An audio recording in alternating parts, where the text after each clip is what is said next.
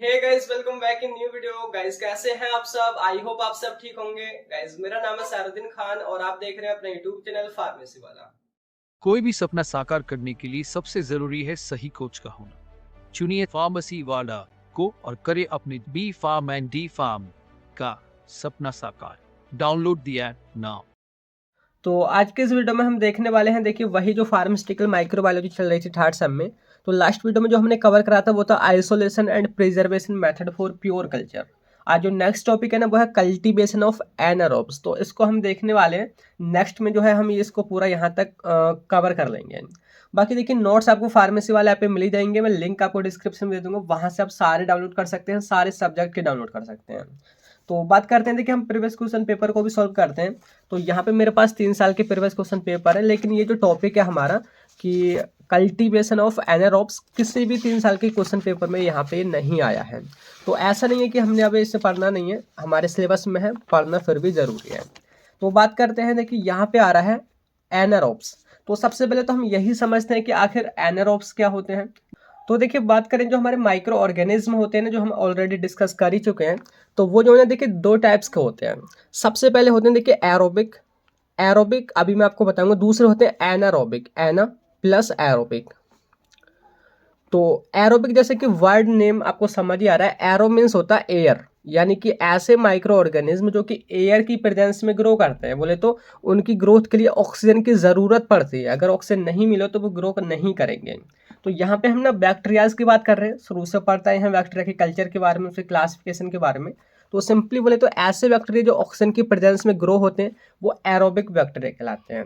हमारा टॉपिक वो है एनारोबिक बैक्टीरिया। एना मीन्स होता है यहाँ पे नॉट, यानी कि ऐसे बैक्टीरिया जो कि ऑक्सीजन की प्रेजेंस में ग्रो नहीं करते हैं, अगर वहाँ पे उनको ऑक्सीजन मिल जाए तो उनकी ग्रोथ रुक जाती है, बल्कि उनकी डेथ भी हो जाती है। तो ऐसे जो बैक्टीरियाज होते हैं उनको ग्रो करने के लिए हम क्लो इन्वायरमेंट में तो बिल्कुल ग्रो ही नहीं कर सकते, कि स्पेशल इन्वायरमेंट हमने बनाना होता है। एक कमरा मान लीजिए, एक लैब का कोई पार्ट मान लीजिए, मतलब जगह मान लीजिए, कोई जार मान लीजिए। तो वहाँ पे जब हम उनको ग्रो करते हैं तो वही यहाँ पे हमारा टॉपिक है कि उसको हम कैसे कल्टीवेट करेंगे एनारोबिक बैक्टीरियाज को, यानी कि उनके कल्टीवेशन के कौन कौन से मेथड हैं। तो समझ आ गया। देखिए एनारोब्स का मतलब वही है कि ऐसे माइक्रो ऑर्गेनिज्म जिनको ऑक्सीजन की ज़रूरत नहीं पड़ती ग्रोथ के लिए, अगर ऑक्सीजन मिल भी जाए तो उनकी डेथ हो जाती है। ठीक है, एग्जाम्पल जैसे कि हमारे बैक्टीरियाज में इसके एक्टिनोमाइसिस है, क्लोस्ट्रीडियम है एंड बिफिडोबैक्टीरियम है। तो ये हमारे बैक्टीरियाज के एग्जाम्पल है। तो अब देखिए बात करते हैं कि जो हमारे एनारोबिक बैक्टीरिया होते हैं वो ऑक्सीजन की प्रेजेंस में ग्रोथ क्यों नहीं कर पाते हैं, या बोले तो उनकी डेथ क्यों हो जाती है। Why anaerobes not grow in presence of oxygen. देखिए हम अपनी बात करें ह्यूमन बीइंग की, या बोले तो एनिमल्स की बात करें, तो हमारे लिए तो ऑक्सीजन काफ़ी ज़रूरी है, बोले तो हम तो एरोबिक है। लेकिन जो कुछ बैक्टीरिया हैं जो एनारोब्स होते हैं, या बोले तो एनारोबिक होते हैं, अगर उनको ऑक्सीजन मिल जाती है तो उनकी तो डेथ ही हो जाती है। आखिर वो क्यों होती है, थोड़ा मैं उसको बता देता हूँ। तो यहाँ पे देखिए हमारी जो ऑक्सीजन है वो बहुत सारी इन्वायरमेंट में प्रेजेंट है, आपको पता ही है।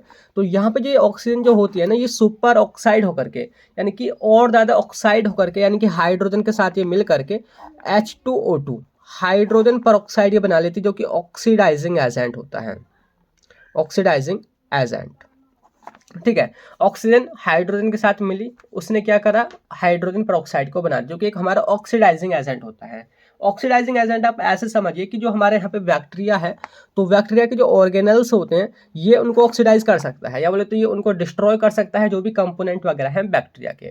तो यहाँ पे देखिए वही लिखा है कि जो हमारा H2O2 है ये एक ऑक्सीडाइजिंग एजेंट होता है, जो कि फर्दर भी ब्रेक डाउन होकर के हाइड्रोक्साइड आयन देता है।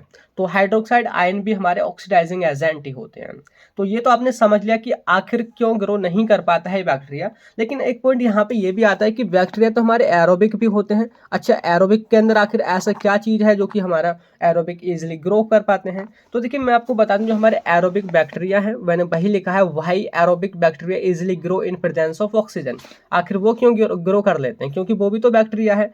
तो वहाँ पे एक एंजाइम प्रेजेंट होता है जिसका नेम है कैटालेज। कैटालेज एक एंजाइम है जो कि हाइड्रोजन पेरोक्साइड को वाटर एंड ऑक्सीजन में तोड़ देता है।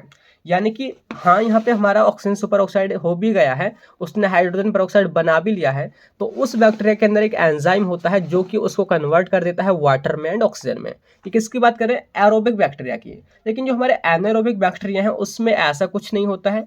The catalase enzyme absent in the anaerobes. समझ आ गया, इसके अंदर ये एंजाइम नहीं होता है, तो इस वजह से जो हमारा स्ट्रॉन्ग ऑक्सीडाइजिंग एजेंट यानी कि हाइड्रोजन जो पेरोक्साइड है वो जो हमारे बैक्टीरिया है उसके कंपोनेंट को या बोले तो उसके ऑर्गेनल्स को डिस्ट्रॉय कर देते हैं।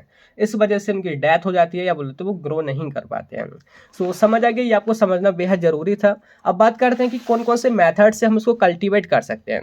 देखिए, आप ही थोड़ा आइडिया लगाइए कि हमने ऑक्सीजन बिल्कुल प्रोवाइड नहीं कर रही, अगर चली भी जाएगी तो वहाँ पे डेथ हो जाएगी बैक्टीरिया की। तो हमारे एनवायरनमेंट में तो ऑक्सीजन ही ऑक्सीजन है, तो हमने कुछ ऐसा सिस्टम बनाना होगा। कोई एक कमरा मान लीजिए, कोई लैब में एक हमारा जार वगैरह यानी कि इस टाइप से कोई हमारा जार वगैरह मान लीजिए जो कि बिल्कुल क्लोज हो, जिसमें ऑक्सीजन नहीं जा सके।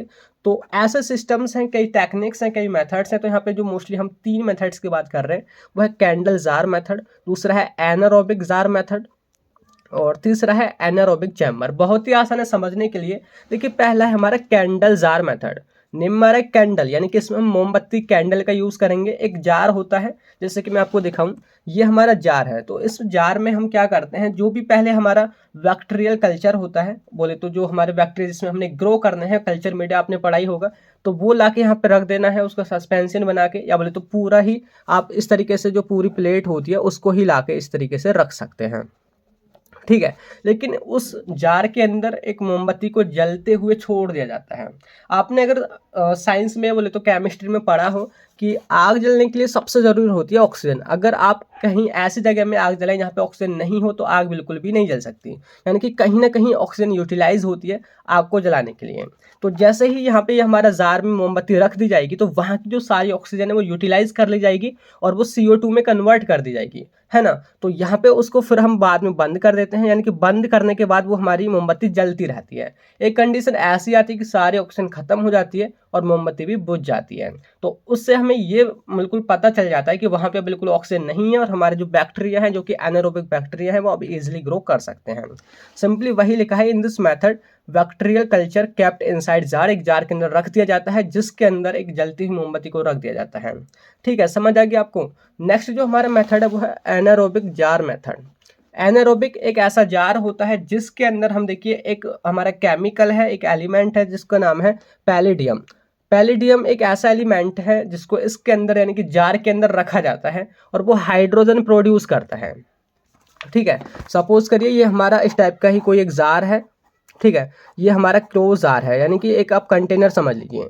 इसके अंदर हमारा पैलेडियम है, पैलेडियम। तो ये पैलेडियम का क्या करता है, ये हाइड्रोजन को ये रिलीज करता है। तो ये हाइड्रोजन क्या करती है, जो ऑक्सीजन इस जार के अंदर प्रेजेंट है उसके साथ ये रिएक्शन करके हमारा क्या है H2O यानी कि वाटर देती है। तो यहाँ पे वाटर के मॉलिक्यूल्स बन जाते हैं, बोले तो यहाँ भी ऑक्सीजन यूटिलाइज हो जाती है। और वही देखिए यहाँ पे मैंने दिखा रखा है कि किस टाइप का ये हमारा कंटेनर होता है। तो ये हमारा जार है, जार में जो हमारा पैलेडियम है ये यहाँ पे रखा गया है और यहाँ से जो हाइड्रोजन है, हाइड्रोजन निकल रही है पैलेडियम से और जो भी ऑक्सीजन है जार के अंदर वो दोनों रिएक्ट करके वाटर बना लेते हैं। वाटर के वहाँ पे मॉलिक्यूल्स वगैरह बन जाते हैं और इसी में हम बैक्टीरिया के कल्चर को यानी कि कल्चर मीडिया को रख देते हैं। अब यहाँ पे ऐसी कंडीशन हो गई है कि यहाँ पे बिल्कुल भी ऑक्सीजन नहीं है। अगर ये आपको फिर भी पता नहीं चलता है तो आप एक इंडिकेटर का यूज़ कर सकते हैं जो कि मिथाइलिन ब्लू होता है, जो कि एक्चुअली में तो ब्लू होता है। अगर वो ऑक्सीजन की प्रेजेंस वहाँ पे बिल्कुल नहीं होती है तो वो कलरलेस हो जाता है, यानी कि इससे हमें बिल्कुल पता चल जाएगा अगर वो कलरलेस हो गया कि यहाँ पे अब ऑक्सीजन है नहीं। तो ये हमारा एनारोबिक जार मेथड। तो ये बहुत छोटे छोटे हैं। लास्ट में बात करें हमारा एक और है वो है एनारोबिक चैम्बर।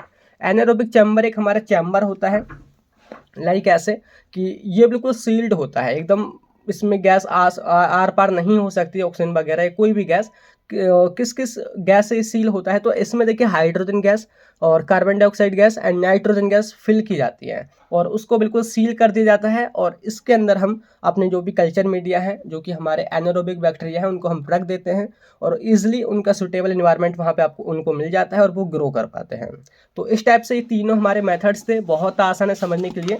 और मैंने आपको ये भी बता दिया कि आखिर क्यों वो मर जाते हैं हमारे एनारोबिक बैक्टीरिया ऑक्सीजन की प्रेजेंस में। तो यही हमारा टॉपिक था, छोटा था। तो नेक्स्ट में जो हम बात करेंगे ना वो था हमारा जैसे कि मैं आपको दिखाऊं, यहाँ पे है हमारा नेक्स्ट में quantitative measurement of bacteria growth. इसके 2 मेथड्स हैं, टोटल एंड वाइबल काउंट, यानी कि उनकी ग्रोथ वगैरह के बारे में हम पढ़ेंगे। तो नेक्स्ट मिलते हैं उसी वीडियो में, तब तक के लिए bye bye, thank you, have a nice day.